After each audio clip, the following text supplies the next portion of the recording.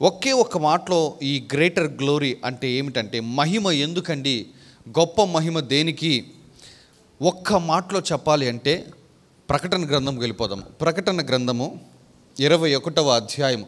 ప్రకటన గ్రంథము 21వ అధ్యాయము.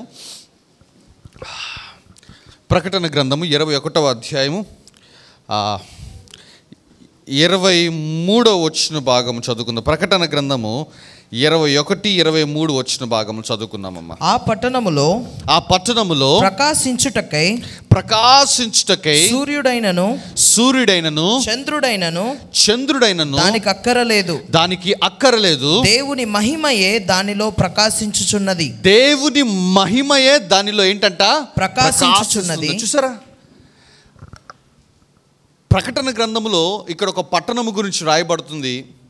ఈ పట్టణంలో ఉన్న ప్రజలకు, లేదంటే ఈ పట్టణంకి వెలుగునివ్వటానికి సూర్యుడు అవసరం లేదంట, చంద్రుడు కూడా అవసరం లేదంట.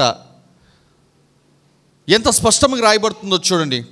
ఆ పట్టణములో ప్రకాశించడానికి లేదా వెలుగును పంచడానికి చంద్రుడు అవసరంలా, అక్కర్లేదంట, సూర్యుడు కూడా అక్కర్లేదు. మరి ఏంటి అంటే ఇంకో దేవుని మహిమయే దానిలో ప్రకాశిస్తుంది. నేను అదే అంటున్నానమ్మా, మనకి అర్థమయ్యేటట్టుగా నేను చెప్పాలి అంటే దేవుని యొక్క మహిమ ఈ సంవత్సరము మీకు అందించబడుతుంది. కాబట్టి నీవు ప్రకాశించడానికి లేదా నీ కుటుంబము ప్రకాశించడానికి దేవునికి నీ చదువుతో పని అవసరం లేదు, దేవునికి నీ యొక్క బంధాలతో పని అవసరం లేదు, దేవునికి నీ యొక్క ఎక్స్పీరియన్స్ అవసరం లేదమ్మా. దేవునికి ఇహలోకపరమైనవి ఏమీ అవసరం ఉండదమ్మా. ఎందుకంటే దేవుని మహిమ ఇహలోకపరమైన వాటిని వాడుకొని నీ జీవితంలో అద్భుతము చేయదు. కానీ ఇహలోకపరమైనది ఏమీ లేకపోయినా కూడా నీ జీవితంలో అద్భుతము చేయగలిగింది ఏదన్నా ఉన్నదంటే అది దేవుని మహిమకు మాత్రమే సాధ్యమవుతుంది. హల్లెలూయా. అర్థమవుతుందా మీకు ఆ మాట? సూర్యుడు అవసరం లేదంట, చంద్రుడు అవసరం లేదంట. ప్రియ సహోదరి, ప్రియ సహోదరుడా, ఈ సంవత్సరము దేవుడు మనకు మహిమను అనుగ్రహిస్తా అన్నాడు. నేను చెప్తున్నాను, నీవు దీవించబడటానికి, నీ కుటుంబము దీవించబడటానికి, నీవు ఆశీర్వదించబడటానికి, నీవు హెచ్చించబడటానికి దేవుడికి నీ చదువు, నీ జ్ఞానము, నీ తెలివి, లేదంటే నీ హోదా, లేదంటే నీ కుటుంబం యొక్క ఆ బ్యాక్గ్రౌండ్, ఇవేమి ప్రభుకు అవసరం లేదంట. ఎందుకంటే మహిమ ఉంటే చాలమ్మా. ఆ మహిమను బట్టి నీవు, నీ కుటుంబము వర్ధిల్లుతుంది ఈ సంవత్సరము. అయితే దేవుడు ఆ మహిమను మీకు ఇస్తా అంటున్నాడు.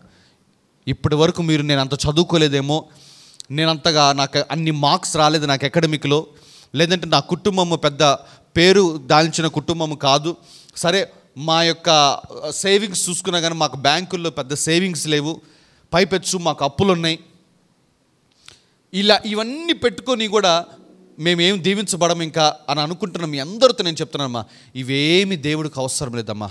కావాల్సిందల్లా ఒకటే, నీ మీద మహిమ కావాలి. అది ఈ సంవత్సరం దేవుడు మీకు అనుగ్రహిస్తా అంటున్నాడు. Come on, give God some praise. Hallelujah, hallelujah. పక్కన చెప్పు, కావాల్సింది మహిమ, అది ఈ సంవత్సరం మనకు దొరుకుతుంది అని చెప్పండి. ఎంత బాగుంచుండి. ఆ పట్టణంలో ప్రకాశించుటకు సూర్యుడైనను చంద్రుడైనను అక్కర్లేదు. అసలు ఆ మాట చూడండి ఎట్లా బాగుందో. దేవుడికి అవసరంలా, నీ చదువు అవసరంలా, నీ జ్ఞానం అవసరంలా, మీ నాన్నగారు చేసే పని అవసరం లేదు, లేదంటే మీ అమ్మగారు చేసే పని అవసరం లేదు. అసలు నిన్ను ఆశీర్వదించడానికి దేవుడికి ఇవేం అవసరం లేదమ్మా. మహిమ ఉంటే చాలంటున్నాడు. ఆమేన్. ఆ రోజున లాజర్ని దేవుడు లేపటానికి, మృతుడైన లాజర్ని 4 దినములు చనిపోయి అప్పటికే లేపటానికి దేవుడికి ఇహలోకపరమైన ఏమైనా అవసరం వచ్చిందంటే ఏమీ అవసరంలా. ఆయన వచ్చి చెప్పిన మాట ఒకటే, నువ్వు నమ్మితే దేవుని మహిమను చూస్తావు అని చెప్పేసి. మహిమ ఉంటే ఇహలోకపరమైనవి ఏమీ అవసరం లేదు నీ జీవితంలో అద్భుతాలు చేయటానికి. చాలామందికి ఇది ఒక ఆలోచన ఉంటుంది, అయ్యో మేము అంత చదువుకోలేదు, మేము దీవించబడతామా లేదా అని చెప్పేసి, లేదంటే మాది పెద్ద కుటుంబం కాదు, దీవించబడతామా లేమా అని చెప్పేసి. ఏమి ఆలోచించమాకండమ్మా. మీ మైండ్లో ఉన్న చెత్త అదంతా తీసేసేయండి. దేవుడికి నిన్ను దీవించడానికి, నిన్ను ఆశీర్వదించడానికి ఇహలోకపరమైన ఏమీ ఆయన పరిగణలోకి తీసుకోడు. మహిమ ఇస్తా అన్నాడు. ఆ మహిమ ఏం చేసిద్దంటే నీ జీవితాన్ని మధ్యాహ్నము వెలిగే ఆ సూర్యుడు వెలుగు ఎట్లా ఉంటుందో ఆ విధంగా నీ జీవితాన్ని వెలిగింపచేస్తుంది ఈ సంవత్సరము. ఆమేన్. ఈ సంవత్సరం నేను నమ్ముతున్నానమ్మా, మీలో చాలామంది ఇంకా చెట్టు కింద నీడలో బ్రతుకుతున్నట్టుగా ఉండరమ్మా. ఈ సంవత్సరం మీలో చాలామంది ఇదిగో దేవుని కృపను బట్టి హెచ్చింపబడతా ఉంటారు. అనేకులకు మీ నామము తెలియపరచబడుతుంది అంట. నేనైతే ఆ రోజున అబ్రహాముతో దేవుడు అన్న మాట నాకు జ్ఞాపకం వస్తుంది. ఏంటన్నాడు దేవుడు అబ్రహాముతో? నీ నామాన్ని గొప్ప చేస్తాను అని చెప్పేసి. మహిమ వస్తే నీ నామం గొప్ప చేయబడుతుందమ్మా. ది రెస్టోరేషన్ సెంటర్ చర్చ్లో మనకి బెస్ట్ సంవత్సరముగా దేవుడు చేయబోతున్నాడు ఈ సంవత్సరము. Come on, give God some praise. Hallelujah, hallelujah, hallelujah. But ఈ రోజున ఆ మహిమను మనం పొందుకోవాలి అంటే, ఆ గ్రేటర్ గ్లోరీలో మనం పాలుపంపులు పొందాలి అంటే మనము చేయాల్సిన 3 విషయాలు నేను మీతో మాట్లాడి నేను ముగించేసేస్తాను. నెంబర్ 1, యెషయా గ్రంథము 58వ అధ్యాయం 6వ వచనం నుంచి చదువుదాం. 6వ వచనం నుంచి 8వ వచనం వరకు అందరం చదువుదాం. రెడీ, 1 2 3. దుర్మార్గులు కట్టిన కట్లను విప్పుటయు, దుర్మార్గులు కట్టిన కట్లను విప్పుటయు, కాడిమాను మోకులు తీయుటయు, కాడిమాను మోకులు తీయుటయు, బాధింపబడిన వారిని విడిపించుటయు, బాధింపబడిన వారిని విడిపించుటయు, ప్రతి కాడిని విరగొట్టుటయు, ప్రతి కాడిని విరగొట్టుటయు నేనేర్పరచుకొనిన ఉపవాసము గదా. నీ ఆహారము ఆకలిగొనిన వారికి పెట్టుటయు, నీ రక్త సంబంధికి ముఖము తప్పించుకుండుటయు, దిక్కుమాలిన బీదలను నీ ఇంట చేర్చుకొనుటయు, వస్త్రహీనుడు నీకు కనబడినప్పుడు వానికి వస్త్రములిచ్చుటయు, ఇదియే కదా నాకు ఇష్టమైన ఉపవాసము. అలాగున నీవు చేసిన ఎడల నీ వెలుగు వేకువ చుక్క వలె ఉదయించును, స్వస్థత నీకు శీఘ్రముగా లభించును, నీ నీతి నీ ముందర నడుచును, యెహోవా మహిమ నీ సైన్యపు వెనుకటి భాగమును కావలి కాయును. యెహోవా మహిమ అంట నీ సైన్యపు వెనుకటి భాగమును, అంటే ప్రొటెక్షన్ గురించి మాట్లాడుతున్నాడు. ఈ సంవత్సరం నేను చెప్పాను కదా, గ్రేటర్ గ్లోరీ నీకు కంచెగా ఉంటుంది అంటున్నాడు. ఎట్లా కంచెగా ఉంటుంది, ఎప్పుడు కంచెగా ఉంటుంది? ఈ గ్రేటర్ గ్లోరీ అన్న మాట, ఈ గొప్ప మహిమ అన్న మాట మీకు మీ కుటుంబాలకి కావలిగా ఎప్పుడు ఉంటుందంటే, ఇదిగో ఇతరులకు నువ్వు దీవెనకరముగా ఈ సంవత్సరం మారినప్పుడు మాత్రమేనమ్మా. ఏదో వాగ్దానం ఉంది కదా అని చెప్పేసి చాలామంది ఇది నమ్ముతూ ఉంటారు. వాగ్దానం అంటే దానంతటిగా జరిగిపోతుందిలే, వాగ్దానం వస్తే దానంతటిగా అది నెరవేరిపోతుందిలే, ఇలాంటి ఒక రాంగ్ నమ్మటము మనం స్టార్ట్ చేసామమ్మా. ప్రియ సహోదరి, ప్రియ సహోదరుడా, వాగ్దానం ఉంటే దానంతటిగా అదే నెరవేరిపోతుంది అనేది నిజమైతే ఇక ప్రార్థనలు ఎందుకు, ఇక ఉపవాసాలు ఎందుకు, మందిరాలకు రావటం ఎందుకు, ఇవన్నీ ఎందుకు అర్థం చేసుకోవాలి. వాగ్దానం వచ్చింది కదా అని కార్డు తీసుకొని, సరే పాస్టర్ గారు మాట రిలీజ్ చేశారు కదా, ఆ మాటను పొందుకున్నాము అని చెప్పేసి అనుకొని నువ్వు ఇంటికి వెళ్ళిపోయి మరలా నీ దినచర్య, మరలా నీ రోజు ఎట్లా బ్రతుకుతావో అలా బ్రతుకటం స్టార్ట్ చేసేస్తే వాగ్దానం నెరవేరుద్ది అనుకుంటున్నావా? No, you cannot see the manifestation of the promise word. దేవుడిచ్చిన వాగ్దానం యొక్క నెరవేర్పుని నువ్వు చూడలేవు. ఇదిగో ప్రభు ఏమంటున్నాడంటే, యెహోవా మహిమ ఏమిటంట, నీ సైన్యపు వెనుకటి భాగము. ఇంకో మనకందరికి అర్థమయ్యేది చెప్పాలంటే, యెహోవా మహిమ మన కుటుంబమునకు ఇదిగో కావలిగా ఉంటుంది. ఎప్పుడు ఉంటుందంటే, ఇదిగో నీ ఆహారమును ఆకలిగొనిన వారికి పెట్టుటయు, నీ రక్త సంబంధికి మొహము తప్పింపకుండుటయు, దిక్కుమాలిన బేదలకు నీ ఇంటను చేర్చుకొనుటయు, వస్త్రహీనుడు నీకు కనబడిన ఎడల వాడికి వస్త్రం ఇచ్చుటయు.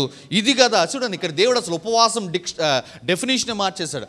మనకు తెలిసిన ఉపవాసం ఏంటయ్యా అంటే, కడుపు మార్చుకొని ఇంట్లో ఏం వండుకోకుండా ఇదిగో ప్రభు సన్నిధిలో ప్రార్థన చేయటం, అది మనకు తెలిసిన ఉపవాసం. అయితే ఇక్కడ దేవుడు ఏమంటున్నాడంటే, ఇతరులకు దీవెనకరముగా ఉండటమే ఉపవాసం రా అంటున్నాడు. ఏమన్నాడు? దుర్మార్గులు కట్టిన కట్లు, 6వ వచనము, దుర్మార్గులు కట్టిన కట్లు విప్పటం. అంటే ఎవడికో ఒక దుర్మార్గుడు కట్లు కట్టాడు, ఆ కట్లను ఏం చేయాలంట? విప్పటము. కాడి వేశాడు, ఆ కాడి మాను మోకులు తీయటము, బాధింపబడిన వారికి మరలా విడుదల ఇవ్వటము, ప్రతి కాడి విరగొట్టుటము, నేను ఏర్పరచుకొనిన ఉపవాసము.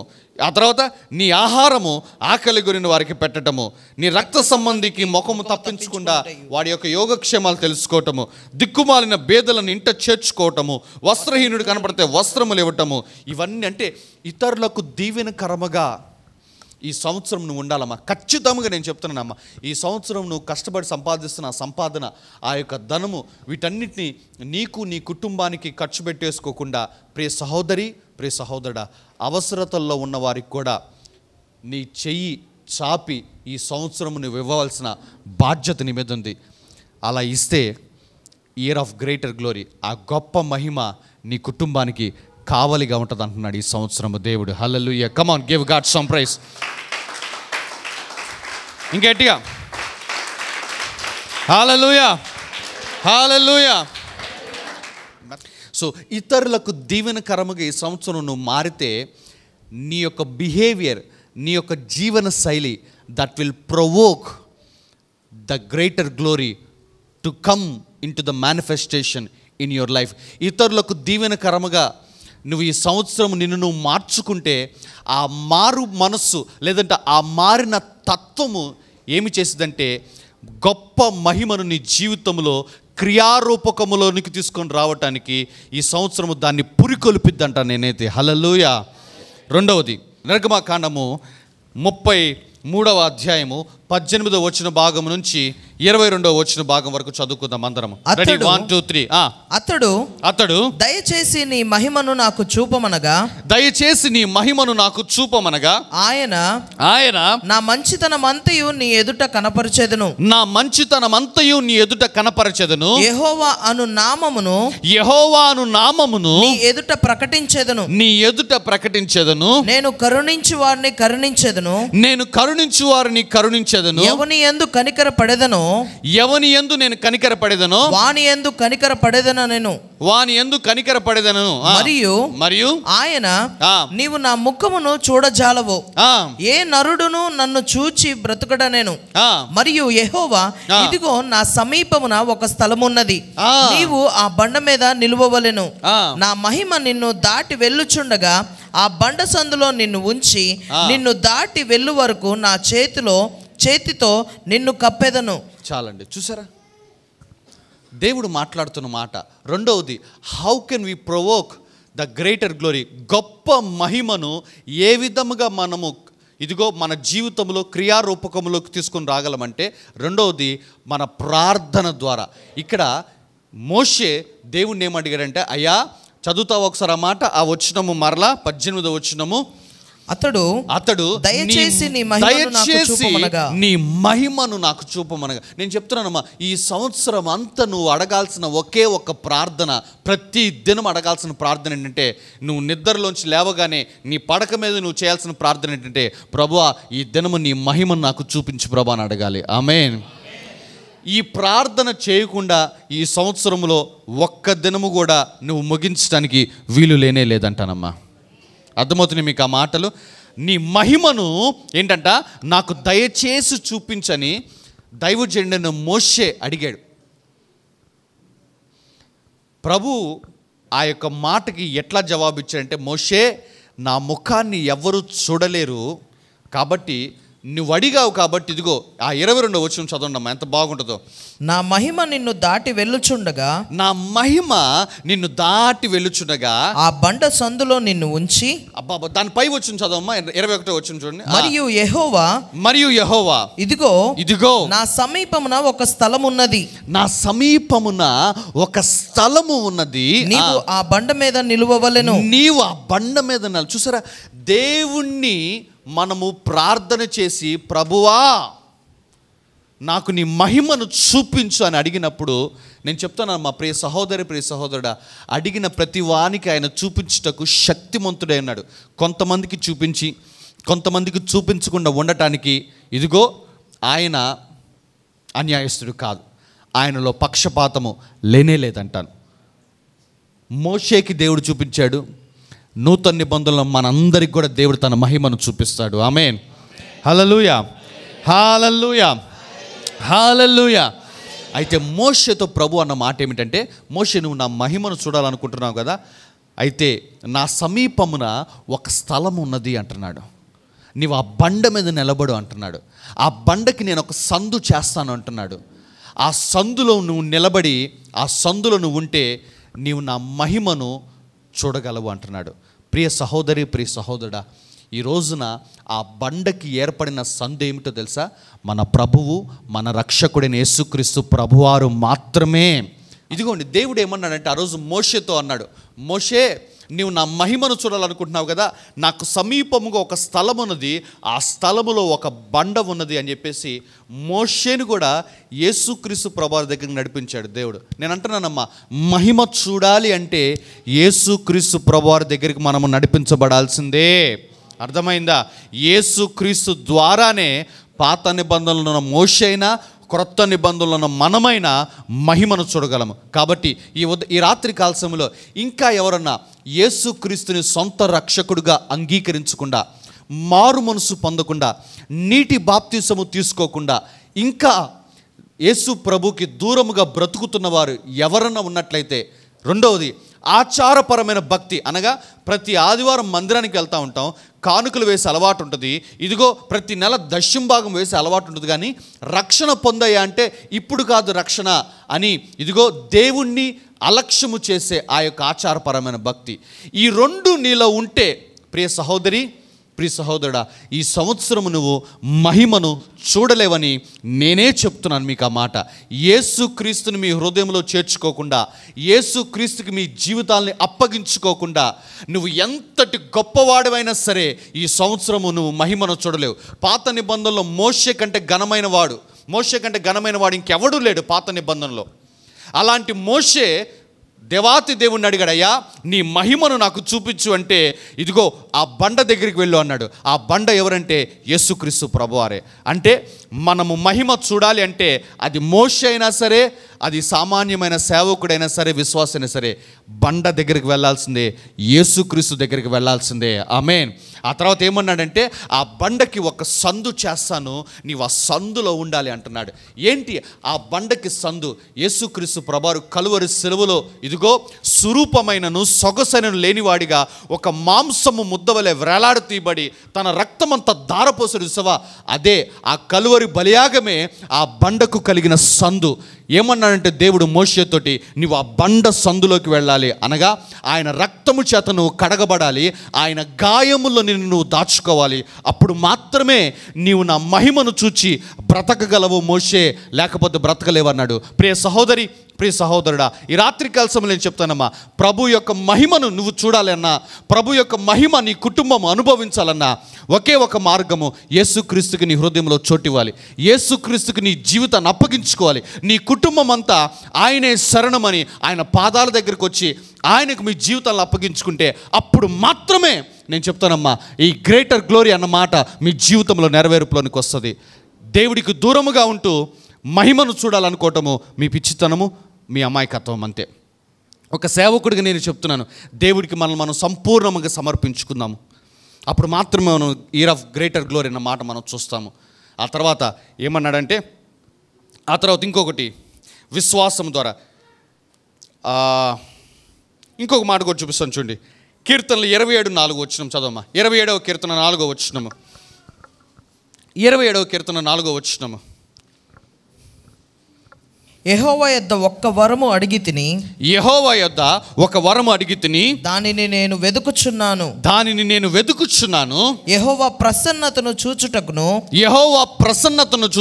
ఆయన ఆలయములో ధ్యానించుటకును,